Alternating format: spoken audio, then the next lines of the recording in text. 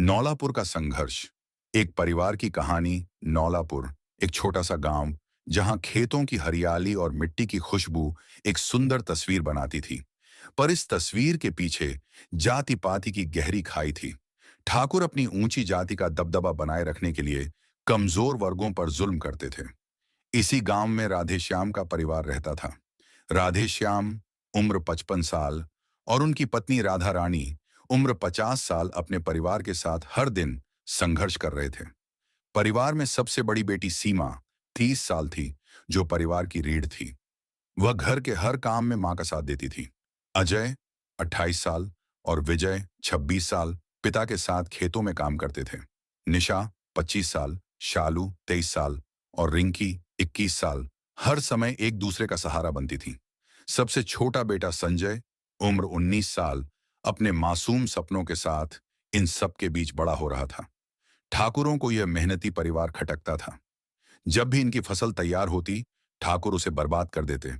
रातों में जानवर छोड़ते या आग लगा देते, यहां तक कि उनके घर पर पत्थर फेंक कर डराने की कोशिश करते। संघर्ष और सरपंच का अस्वीकार।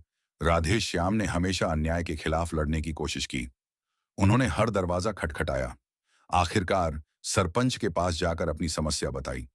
सरपंच ने जवाब में कहा, तुम्हारी यहां कोई जगह नहीं है, बेहतर होगा कि तुम गांव छोड़ दो। यह सुनकर राधेश्याम स्तब्ध रह गए। राधेश्याम जी ने अपने परिवार से कहा, हम मेहनत और एकजुटता से हर मुश्किल का सामना करेंगे। लेकिन अब उनके लिए गांव में रहना असंभव हो चुका था। गांव से विदाई एक दिन राधेश्याम ने पूरे परिवार को बुलाया। उनके चेहरे पर चिंता और निर्णय का मिश्रण था। उन्होंने कहा, कल हमें गांव छोड़ना है।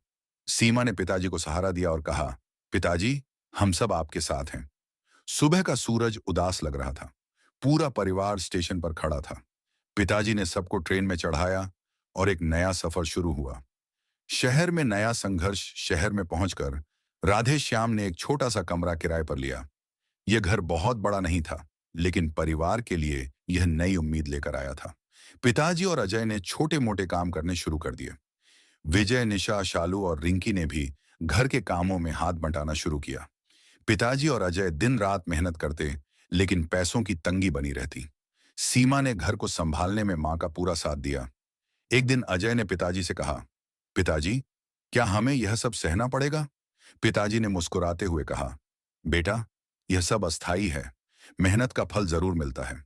आगे की राह। शहर में रहते हुए यह परिवार नए संघर्ष और सपनों की ओर बढ़ रहा था। राधेश्याम जी जानते थे कि इस नई शुरुआत में कई मुश्किलें आएंगी, लेकिन उनके